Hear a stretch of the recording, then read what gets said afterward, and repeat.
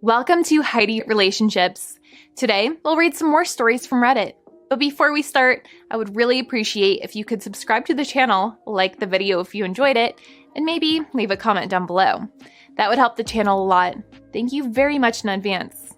The first one is titled, After 20 Years of No Intercourse, My Wife Finally Opens Up to Why. Some of you may remember me. I was a regular poster here for some time. I've been gone for a long time due to extensive sea time. I work on the waters up and down the coasts of Alaska. I'm not a fisherman, sorry. Any crab I catch, I eat. The great thing about working a sea is it really gives you a chance to look inside yourself. As far as I can tell, I was the dean of the DB forum for having been in one for over 20 years, yet still staying with my wife. I stay for a wide variety of reasons, all of which various posters have stated in their own threads. There is little new under our sad sun. What is important is I owned my decision to stay and create a full life for myself. For all of you who chose to stay, you can do the same. But don't kid yourself, it sucks like nobody's business. Anyway, why I came back. Because after over 20 years, my wife actually opened up to me why we haven't had sex in over 2 decades. I thought I'd share with you all some of the highlights. While everyone's situation is different, the answers probably are universal. With luck, this info might help some of you in your process. So, here goes.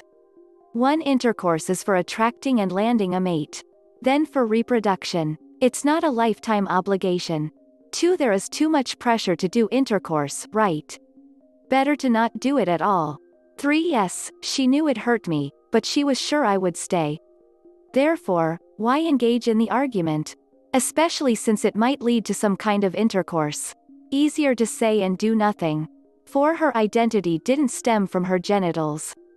Mine shouldn't either. 5. Yes, she does love me. Don't need intercourse to prove it. 6. No, she did not, does not miss it. The last 20+ years since I quit trying have been pleasant. 7. My value outside of the bedroom was far greater than inside. I was a good father, husband, provider, etc. Being a good lover wasn't important to her. 8. Intercourse is messy, sweaty, messes up her hair, leads to wanting more intercourse. Far better things to do with her time. 9. Yes, orgasms are enjoyable, but so is a good meal. Good meals don't come with baggage. 10. If she could have gone her whole life without intercourse, she would have. 11. No, she has not had a lover, pined for one, etc. She has never pleasured herself. She is not attracted to women. Why should she do any of this? There was more stuff, but it gets sort of redundant and is more justification than explanation. You probably get the overall point. Intercourse for her was a means to certain ends. Once accomplished, it no longer served any valuable purpose in her life. I'm honestly not mad by this. I got over being decades ago. I made the choice to stay. It's telling she knew it was hurting me but chose to do anything about it. In a way I can respect the cold logic to it. She was getting the life she wanted. Why do something unnecessary to retain it? So there you have it. A honest peek behind the curtain of someone who has zero desire for sex. I'm not sure what any of you can do with this information, but there is it. I hope it does someone some good somehow. The main thing I hope the forum takes from this is your happiness is in your hands. Don't give your DB partner the power to hurt you. Stay or go, create the best life you can. But own your life. And should you leave, give them something they don't give us. Honesty. As far as anyone knows, this is the only life of this kind we ever get. Don't waste it. Good luck, God bless, and whenever possible, have damn good intercourse. Edit. Summation to a few common things I noticed. Why I stayed. I made a conscious decision years ago if I had to pick between sex and being an everyday dad to my girls, there was no decision. And zero regrets. My girls are amazing and I'm much richer for having been there every day.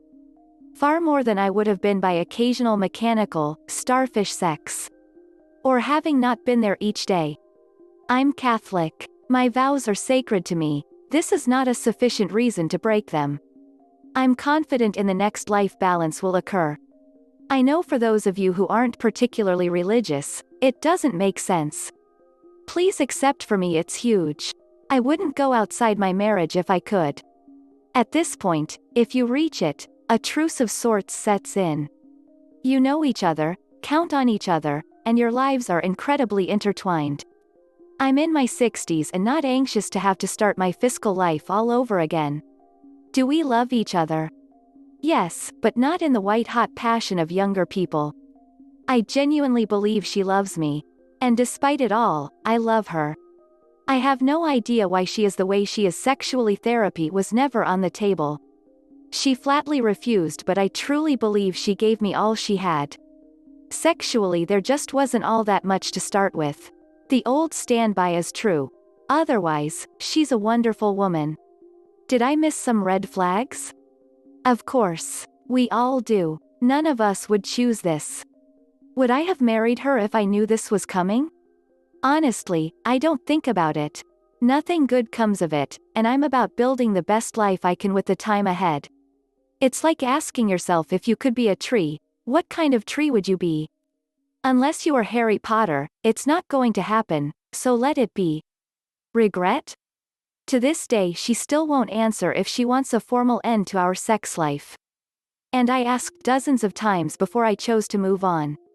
My guess is a formal response has implications she doesn't wish to face. Yes is final, and probably means facing the fact she's not normal in that way. Plus, the fear it might cause me to leave. No opens the can of worms involving, then why didn't we? Silence is probably her best response. It would have been nice to know so I could have made a more informed decision about my life, but in the end I doubt it would have made any real difference. Overall, it is what it is. It's not the life I wanted, but I made the best of it by owning my situation and my pain. I'm a DB resident, not a captive. Can't say no regrets, but minimal. One thing I came to terms with during my last time at sea. I genuinely don't believe LLs are bad people out to screw our lives.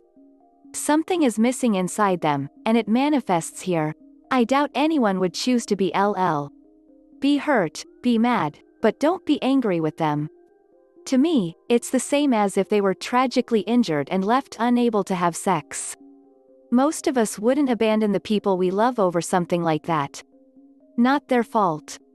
Best advice? Be painfully honest with yourself. Wishing and hoping doesn't fix DBs. It just makes the final outcome worse. LLs can't give you what they don't have. Love is never, ever enough. If sex is that important to you, not a bad thing, then come to grips it's time to go. Doesn't make you a bad person. Especially early in a relationship. If you're an LL, love your partner enough to tell them the truth. Lastly, involving staying. Don't kid yourself. It's hell, but if you chose to stay, it's on you now. Own it, make the best life possible, and no witching at the LL for a decision you made. The next one is titled, For People Who Decided to Stay in a Dead Bedroom Marriage, a Practical Guide for Surviving and Thriving in a Sexless Marriage. As the unfortunate dean of unwanted celibate marriage, I've had 20 years to get this down. For those who truly want to stay, these tricks can help you make the best of a horrible situation. Note for the pedantic crowd, this will not work for everybody, nor am I the owner of a degree or license in psychology.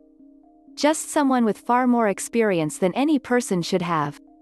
A basic caveat, I am one of the most vocal and upfronts about saying get the hell out. Don't deny it. I've got the years and experience to predict with unfortunate accuracy what happens if you stay. However, I accept there are a wide variety of circumstances which can compel a person to stay when they should otherwise go. Only you know what ultimately is best for you. It essentially boils down to 3 things. 1. Ownership of the decision to stay, and all its implications. 2. Making the very best of the situation. 3. Constant re-evaluation of the decision and its consequences. Ownership of the decision. Yes, you didn't make the decision to kill your bedroom, but made the decision to stay. Own it. All of it. Your so is either not willing or capable of meeting you halfway. so it is on you to make the adjustments necessary for mental survival. Stop asking for sex, talking about sex, or being hurt when it doesn't come. Even on your birthday, anniversary, or Valentine's Day. Doing this takes your so out of the equation entirely. You decide you're not going to put yourself in a position to be hurt. Keeping the concept of sex alive with the so negates the strength you gain from taking away their ability to hurt you. Your so is now your business partner in Mr. and Mrs. Inc. And a good friend, if lucky. Nothing else. Mr. and Mrs. Inc. Since you're not lovers anymore, focus on the things you need to do together in a business-like manner. You've got kids to raise, bills to pay, retirement to save for, etc. Do these things in the same pleasant way you interact with a good friend, coworker. Do these things politely, cooperatively, and leave your anger at the door. If you're going to make this work for a long time, you need cordiality, not passion. Most important, do not witch about your so to anybody, especially the kids. Just stop it. Yes, you have a justifiable right to wish your so could sent to a North Korean prison. But remember, you chose to stay. It's about you now. If you witch about the so, not only are you running the risk of it getting back to them and restarting the feud, but you are also undermining all the work you've been doing to get yourself to a better place. Most of all, never ever witch about mom, dad to the kids. Even if they know everything, that's still their parent. They didn't choose this any more than you did. Be mindful they are watching everything. Do not undo everything you've built up for a moment of venting. You are the adult, you chose this. Essentially, the ownership process is taking back your person power and removing the SO's ability to hurt you as much as possible. 2. Making the best of the situation. So, you're not going to get laid and you're not gonna vent your spleen about your so out loud. What do you do with all that pent-up energy, drive, and desire? This is about finding out what else you are passionate about, and diving into it.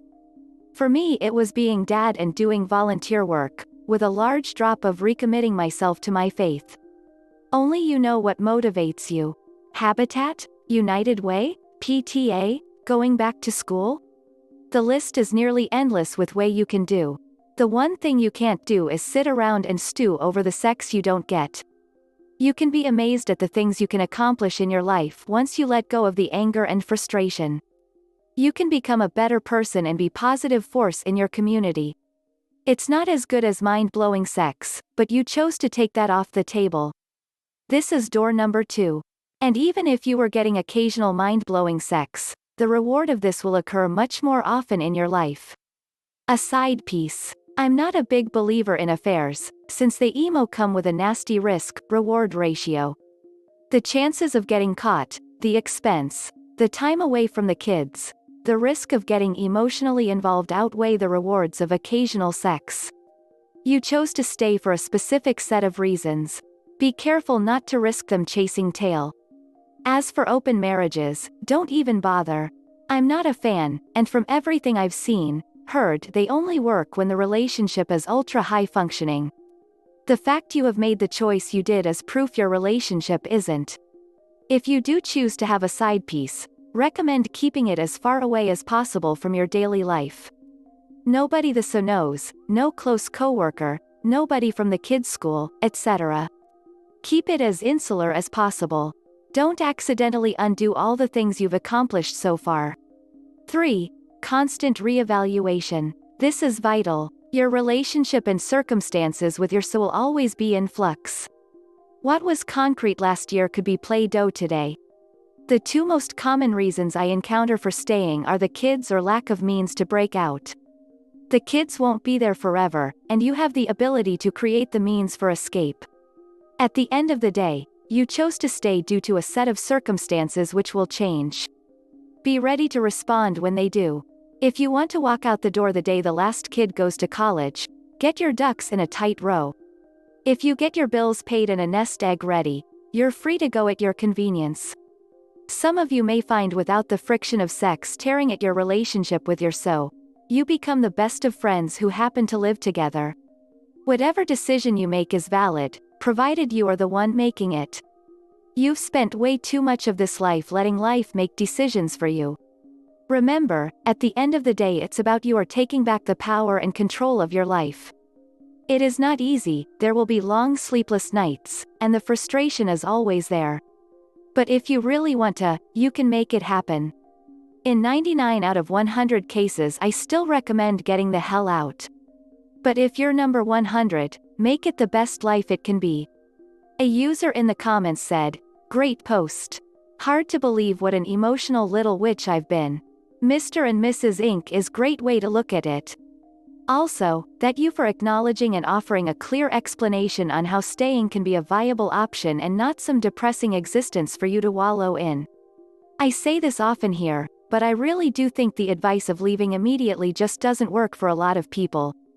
It might be the right move for some, but here's the playbook for the rest of us."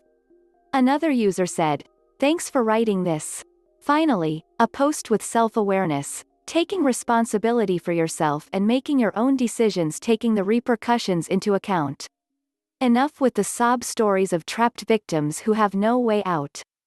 It's really refreshing to hear from a person who understands they're living their life out of personal choice and free will decisions." The next one is titled, "I Ada for telling my wife that if she wants to bed share she needs to sleep in the kids' beds. My wife and I have been together for 6 years. She has a 13-year-old and a 9-year-old. When we first got together they were both still in her bed. They were both relatively small and I worked nights. It was never an issue. Last year I suffered a work injury and now have to sleep on a memory foam mattress. I assumed by now both kids would have grown out of co-sleeping, but obviously haven't. I can't comfortably sleep in a bed with 2 kids, especially because my stepson, 9, is a little ninja. He is constantly kicking during the night.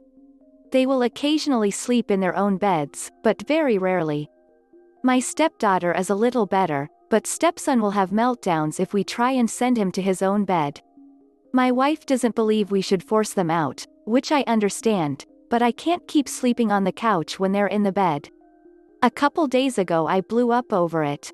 My back's killing, I'm tired. I essentially told her to take the kids and sleep in one of their beds. I need the comfortable mattress for my back. We never really got to discuss it because stepson got upset and started crying. That night she took the kids to her parents for the night, and back at home she explained that they wouldn't all fit in one of the kids' beds. She agreed that I could have the big bed but is ordering a memory foam mattress for our son's bed so I can sleep there comfortably. I don't want to sleep in a kid's bed. I want my bed, and I'd like to actually spend a night with my wife. Her parents are on her and the kids' side, obviously, but I still don't think I should have to give my bed up for them, in the nicest way possible. I paid for it. The issue is getting worse, and my in-laws are now calling me abusive for trying to take their comforts. So, am I the butthole? Important info. Both kids and my wife are ASD diagnosed. Stepson also has ADHD. A user in the comments said, "NTA.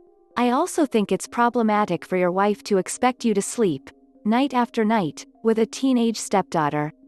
That aside, kicking you out of your own bed so she can sleep with a teen and a tween is a strange dependency on her part. Is she planning on moving into their dorm rooms or going on their honeymoons in the future? Just know, time to grow the kids up and have an adult relationship with her husband." Another user said, "Practical advice. I have co-slept with my kids, 2 of whom are not neurotypical and didn't self-wean with the co-sleeping. The way we weaned them was to first put a single bed in our room close to our bed for them to sleep in at night. That way they were right next to us but in their own bed. Then we moved the bed away from ours and up against another wall. Then we moved the bed into their room and had them start every night in their room and in their bed but had an air bed and blankets on the floor next to my side of the bed for them to come into if they needed. Then eventually the air bed was removed and if they wanted to sleep in our room they had to go grab some cushions off the couch and bring them in. It honestly took well over a year of very slowly getting them used to and comfortable with each stage, and even now my 13-year-old occasionally comes and sleeps on the couch in our room. But with patience and a gentle approach it can be done in such a way that you have your bed and mattress from the outset, and they aren't forced into a sudden situation that they aren't mentally or emotionally ready to deal with. This is the end of the video. I hope you enjoyed the relationship stories. Please don't forget to subscribe to the channel, like the video and write a comment. I really appreciate your support and it helps my channel so much. Thank you.